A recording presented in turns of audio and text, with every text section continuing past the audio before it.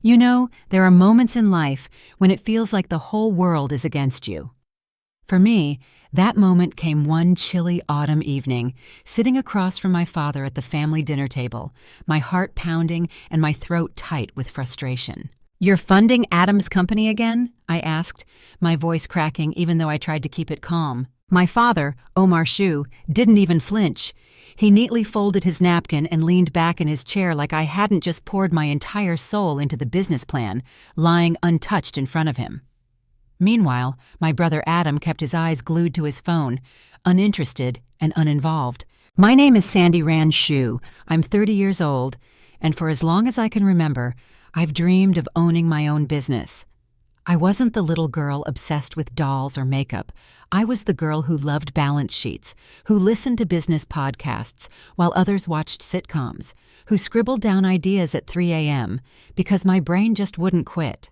Growing up, I idolized my father. He built a logistics company from the ground up and gave our family a comfortable, stable life. I admired his discipline, his drive, and how he turned nothing into something. I wanted to follow in his footsteps, not because I had to, but because it lit a fire in me. But it became painfully clear year after year that he never saw me as someone who could carry that torch. In his eyes, Adam, my older brother, was the natural heir. It didn't matter that Adam had zero follow-through, that he bounced from one failed startup to the next, an e-commerce flop, a useless mobile app, a marketing agency that lasted 3 months. My father kept writing him checks. "He just needs to find his footing," he'd say. "It's part of the process." And me? I didn't get the process. I didn't get a chance. Every idea I pitched, every late-night research session, every spreadsheet I proudly presented, he dismissed them all. "You're better off sticking with your current job," he'd tell me. "It's stable. You're good at it." And to be fair, I was. I'd worked my way up in corporate finance, managing budgets, forecasting trends, but it never felt like mine. I wanted to build something that had my name on it, my heart on it. Sitting at that table, I tried once more. "Dad, this is a mistake," I said, struggling to keep my voice steady. "You're giving Adam another shot when he's not even ready. I've spent months refining this plan. It's low risk, scalable, and profitable. You could see returns within the first year." He shook his head like I was some kid asking for pocket money. "It's not about risk, Sandy. It's about opportunity. Adam needs this." "And I don't?" I snapped, anger bubbling up. "What is it, Dad? Am I not good enough, or is it just because I'm not—" "Enough," he cut in sharply. "This conversation is over." My chest burned. My hands were trembling, but I didn't say another word. I just stood up, pushed back my chair, and walked away. That night, back in my little apartment, I stared at my proposal, the one I'd spent weeks perfecting, like it was some broken piece of me. My plan was to start a boutique consultancy that offered financial planning for small businesses. I knew there was a need for it. I had data, projections, branding concepts, everything. And he hadn't even looked at it. I wanted to cry. Instead, I opened my laptop. If my father wouldn't back me, I'd back myself. I didn't have the luxury of his resources. But I had something better. My own skills, my stubborn will, and a modest pile of savings that I'd squirreled away for years. It wasn't much, barely enough to cover the basics, but it was a start. The next morning, I called Yasmin, my best friend and the one person who had never, ever doubted me. "I'm doing it," I told her. My voice shook, but I meant every word. "I'm starting the business." "Yes!" she shouted. Her voice was the balm I didn't know I needed. "Sandy, I am so damn proud of you. You're going to crush it." "I'm not sure about crushing it," I said, half laughing, half panicking. "But I'm going to try. I can't let him be right about me. I just can't." "He's not right," she said firmly. "He's stuck in the past. This isn't about proving him wrong. This is about proving yourself right." Those words stuck with me, and they powered me through the long days and even longer nights that followed. Starting was brutal. I used most of my savings on registration fees, a basic laptop that could run accounting software, and a simple website. My dining table became my command center. Every free moment outside my 9-to-5 went into building my dream from scratch. Finding clients was my next mountain. I scoured online forums, cold emailed dozens of businesses, and even walked into local shops with flyers I'd designed myself. Most people were kind but non-committal. "Maybe next quarter. We'll think about it. No thanks, not at this time." Rejection stung. There were nights I lay awake wondering if I was in over my head, replaying my dad's voice in my mind. "Focus on your stable job. Some nights I almost believed he was right. One evening, Yasmin came over with takeout and sat cross-legged on my couch while we brainstormed. "You're planting seeds," she said, munching on a spring roll. "They'll grow. Give it time." She wasn't just my cheerleader. She became my unofficial business partner. Yasmin was a graphic designer, and the minute I told her my idea, she offered to handle my branding. She designed my logo, upgraded my website, and created sleek brochures that made my tiny operation feel polished and legit. "I don't know what I'd do without you," I said, watching her tweak something on her tablet. "You'd figure it out," she smiled. "But lucky for you, you don't have to." With her help, I shifted strategies. Instead of trying to reach everyone, I focused on my community, boutiques, cafes, family-run stores struggling to survive. I offered free consultations just to get my foot in the door. It meant working extra for no immediate payoff, but it slowly began to open doors. Clients started trickling in. Word of mouth did what money couldn't. But my family's doubt still loomed like a shadow. My father hadn't said a word to me since that dinner. My mom called from time to time, always with that same polite but dismissive tone. "How's your little project going?" she'd ask. "It's not a project, Mama," I'd reply with a forced smile. "It's a business, and it's going well." "That's good," she'd say quickly, like she didn't really mean it. "Your father's very busy with Adam's company. Maybe you should ask Adam for advice." Every time she said his name, something twisted in my stomach. Because I knew. I still had connections in the industry, and word was spreading. Adam's startup was failing again. His investors were growing impatient, deadlines were being missed, but my father kept pouring money into him, convinced that success was just around the corner. Then one afternoon, I saw Adam at a coffee shop near my place. He was hunched over his laptop, fingers flying, face tight with stress. "Hey," I said carefully, "how's it going?" He looked up, surprised. "Sandy, what are you doing here?" "I live around the corner," I said, gesturing toward the window. "How's the company?" He paused, his eyes flicked back to his screen. "It's fine, just a lot going on, you know."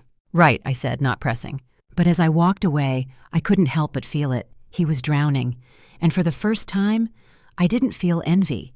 I felt something else entirely. I felt free. Back at home that evening, I opened my notebook and started scribbling again. Numbers, ideas, names of local businesses I hadn't approached yet. If Adam was spinning out of control, I wasn't about to let myself follow. I had too much to prove, to myself. Yasmin and I worked late into the night, almost every night. We brainstormed referral incentives, emailed community business groups, and started posting short success stories from my existing clients on social media. Slowly but surely, people began paying attention. Then came my first big break. A local bakery chain, small, family-owned, with 5 locations across the city, reached out after one of their managers saw a Facebook post from a boutique I'd worked with. They were struggling to keep up with their accounting and payroll. I offered a free consultation, and after 2 meetings and a detailed financial analysis, they signed a 3-month contract. I cried in the shower that night. I didn't mean to, but the relief, the pride, the weight lifting off my shoulders, it all hit at once. "This is it," Yasmin said when I told her. "This is your breakthrough." "I don't know," I said with a grin, "but it's a damn good start." The bakery's team was friendly, open to my suggestions, and most of all, grateful. I dove into their numbers like a woman on a mission. By the end of the 2nd month, I'd saved them over $12,000 in wasteful vendor contracts and staffing inefficiencies. They were thrilled, and they told everyone. That one client opened the floodgates. Suppliers, neighboring businesses, even a nonprofit from across town reached out. My inbox, once depressingly quiet, now pinged several times a day with inquiries. Meanwhile, I was still holding down my day job. Exhausting? Beyond. But necessary? Absolutely. There were setbacks, of course. One client ghosted me after weeks of planning. Another decided to go in a different direction after I'd already spent hours preparing reports. It stung. Each time it happened, a small part of me wanted to throw in the towel, to crawl back into that comfortable box of predictability. But I didn't. Instead, I went to Yasmin's, collapsed on her couch, and let myself vent. "I just don't get it," I muttered one night. "I pour everything into this, and still, it's not enough sometimes." "Sandy," she said, handing me a mug of chamomile tea, "this is what building something real looks like. It's messy, it's exhausting, and it's worth it." I clutched the mug and nodded. Deep down, I knew she was right. A few weeks later, something happened that I never expected. Adam called me. "Sandy," he said, sounding awkward, How do you manage your clients so well? I mean, how do you keep them coming back? For a second, I thought I'd misheard. Adam asking me for advice? You're asking me? I said, stunned. Yeah, he muttered. I mean, clearly you're doing something right. And just like that, I felt the tiniest shift in our dynamic. The golden boy was finally seeing me not as the annoying little sister, but as someone who actually knew what she was doing. It's about trust, I said simply. You can have the best product in the world, but if people don't trust that you'll show up for them, it won't matter. Huh? He said thoughtfully. That makes sense. After we hung up, I sat there staring at my phone. My own brother, my competition for approval my whole life, had just asked for my input. But that wasn't even the biggest surprise. A few days later, my mom called and said my father wanted to have me over for dinner. He says he wants to talk to you, she added, her voice hesitant. Talk to me? After months of silence? I almost said no. But something in me, curiosity maybe, said I should go. When I arrived, the tension in the house was thick. My dad sat at the head of the table, his expression unreadable. Adam was there too, eyes low, fiddling with a fork. Sandy, my father said as I sat down, I've been hearing a lot about your business. I held my breath. You've built something impressive. For a long moment, I said nothing. I'd waited years for a sentence like that. Thank you, I said finally. It hasn't been easy, but it's worth it. He nodded. Adam's company didn't work out. I kept giving him everything I thought he needed. But maybe I was wrong. Maybe I underestimated what you needed too. I blinked. Was this really happening? You didn't think I could do it, I said softly. No, he said, eyes meeting mine. I didn't, but you've proven me wrong. Adam looked up, a mix of hurt and understanding on his face.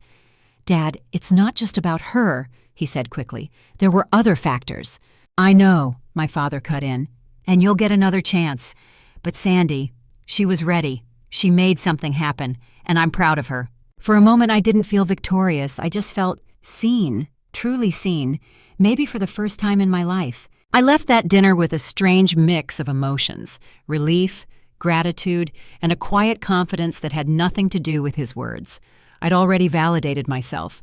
His praise was just an echo of something I'd already come to believe. The days after that dinner were quieter. No more pointed comments from my mom about little projects. No awkward silences when I talked about work. And surprisingly, Adam seemed lighter. Maybe because the pressure to be the family's sole hope had shifted. Or maybe because, for once, I wasn't just his little sister. I was someone he respected. One evening, he called again. Hey, he said. So I've been thinking about what you said, about trust. I've been talking too much and listening too little. I smiled. That's actually a good start, you know. Yeah, well, don't get used to me admitting that, he joked. But seriously, Sandy, thanks. You're on to something real. And that's when it hit me. For so long, I thought I needed my dad to believe in me. I thought that without his approval, nothing I did would feel legitimate. But standing there, in my cozy office, answering calls from new clients and checking off goals I once thought were out of reach, I realized something powerful. I didn't need permission to succeed. My business wasn't a fantasy anymore. It was real. It was thriving. Yasmin and I had grown from a one-woman operation into a true partnership.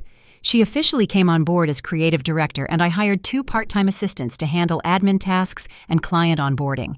My days were packed, calls, strategy sessions, bookkeeping. But they were mine, my schedule, my rules, my dream. We upgraded to a small co-working office downtown. Nothing flashy, just 2 desks by a big window. But walking into that space every morning gave me a jolt of pride. I no longer had to clear dinner plates to make room for spreadsheets. Every time I unlocked that door, I told myself, you did this. Then, something I never expected happened. A regional business magazine reached out. They were doing a feature on emerging women entrepreneurs, and someone had recommended my name. Me, Sandy Ranshu, the girl whose father once told her business was a man's world. When the article was published, I sent a copy to my parents. My phone rang less than 5 minutes later. Sandy, my mom said, her voice breathless. You're in a magazine. Your dad's already printed it out and put it in a frame for his office. I paused. Really? Of course. He called your uncle and read the whole thing to him over the phone. He's so proud of you. I had to sit down. All those years of feeling like I wasn't enough. Suddenly they felt distant, like someone else's story. At the next family dinner, everything felt different. My dad didn't hover protectively over Adam. Instead, he asked me detailed questions about my clients, my growth plans, my hiring strategy, and for the first time, he truly listened. Adam, too, was changing. He'd started working for a marketing agency, structured, steady, and seemed to thrive in an environment where he didn't have to shoulder the entire weight of a business. He was good at it, too. Creative, energetic. Not everyone is meant to be an entrepreneur, and that's okay.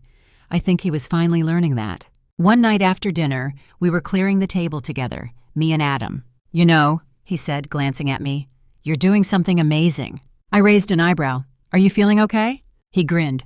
"I mean it. I've always kind of rolled my eyes when you talked about your big ideas. But you didn't just talk, you did it, and that's something I couldn't figure out. I'm proud of you." I paused. His words landed gently but firmly in my chest. "Thanks, Adam," I said. "That means more than you know." He nudged my arm. "Just don't get too cocky. I'm still planning to steal some of your ideas for my next pitch." "Only if you're ready to pay consulting fees," I shot back, laughing. But the biggest shift wasn't in Adam, or even in my dad. It was in me. There was a time when I believed success came from someone else saying, "You're allowed." But now, I knew better. My success came from me. From my sleepless nights. From my failures and tiny victories. From the way I kept showing up even when nobody clapped. I'd learned how to lead, how to listen, how to push through imposter syndrome and uncertainty and fear. I'd learned to quiet the inner voice that whispered, "Maybe you're not cut out for this." And most of all, I'd learned how to trust myself. Running a business isn't just about margins and marketing. It's about grit. It's about waking up on days you want to hide and doing it anyway. It's about having no blueprint but moving forward regardless. I wasn't just Sandy Ranshew, the forgotten daughter. I was Sandy Ranshew, the founder of a thriving consultancy, a mentor to other small businesses, and finally, the author of my own story. 6 months after I signed my first paying client, everything began to move faster than I imagined. Word of mouth had taken on a life of its own. I wasn't just helping businesses stay afloat, I was helping them grow. Clients were recommending me to their networks, and those networks were reaching out to me. Suddenly, I was booked out weeks in advance. I brought on a second part-time assistant to handle scheduling, invoicing, and intake. Yasmin, now officially listed as my creative director, took over our client branding materials and helped make everything shine. Our tiny co-working office became a hub of energy, ideas, and laughter. One afternoon, I stood by the window of our office, coffee in hand, watching the city move below me. It hit me like a warm breeze. I was no longer surviving. I was thriving. My clients trusted me, my team believed in the mission, and for the first time in my life, I didn't feel like I was chasing approval. I was living with purpose. That same week, my dad came to visit the office. He didn't say much when he walked in, just looked around slowly. At the desks, the whiteboards filled with numbers and goals, the wall calendar with client names scribbled in every color. Then he turned to me and nodded. "This is impressive, Sandy," he said. "Really impressive." I smiled, feeling something loosen in my chest. "Thank you, Dad." He paused, his gaze softening. "I didn't see it before, but now I do. You've built something remarkable." I didn't cry. I didn't fall into his arms or ask why it took so long. I just nodded, because I already knew. After he left, I sat alone in the quiet. I thought back to that night, sitting at my dining table, proposal in hand, heart in pieces. The girl I was then would never have believed how far I'd come. And yet here I was. The weeks rolled on, and with them came new challenges. Bigger contracts, growing pains, learning how to delegate, and navigating the messiness of small business ownership. But I welcomed every obstacle. I'd earned my place at the table, and I was done doubting myself. Then something happened that still makes me smile when I think about it. An old college professor reached out. He'd read the magazine article and asked if I'd be willing to guest lecture in his entrepreneurship class. "Sandy, your story is what these students need to hear," he wrote. "Not just the success, but the struggle, the grit, the heart behind it." I said yes, of course. Standing in front of that classroom a few weeks later, looking into the eyes of students who reminded me of myself, curious, hungry, afraid, I felt more powerful than I ever had in a boardroom. I told them the truth. I told them about the nights I almost gave up, the rejections that stung like bee stings to the soul, and the moments when I thought maybe my father was right, maybe I was just a dreamer. But dreams, I told them, don't mean much without action, without risk, without getting up again after being ignored, dismissed, or told you're not enough. They clapped when I finished. Some stayed after to ask questions.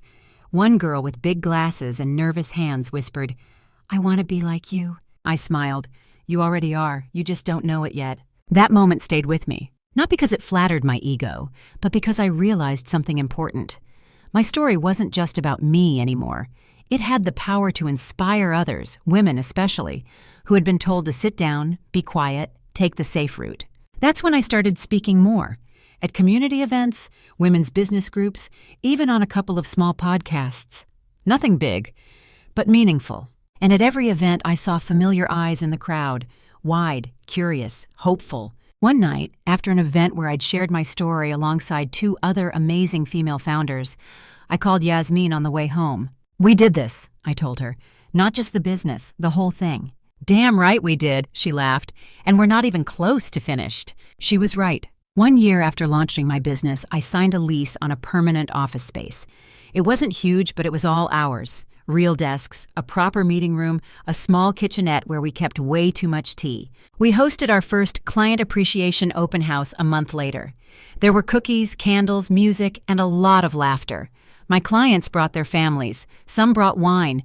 One even made a custom thank you poster for me. My parents came too. My mom pulled me aside at one point, teary-eyed. "Sandy, I had no idea. All of this, it's amazing." "I know," I said, hugging her. My dad stayed quiet most of the night, but as they left, he squeezed my shoulder and said, "You're leading something special. Keep going." That night, as I locked up the office, I stood by the door and looked back. Desk still messy, lights low, a lingering scent of cinnamon and coffee in the air. I whispered to myself, "You built this. You made this real."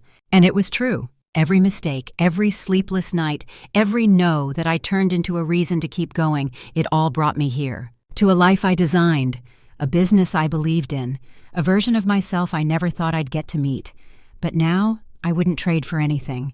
There's still more to build, more to dream. I'm not done. Not by a long shot. But I've stopped waiting for anyone else to say you can, because I already did. And that's more than enough.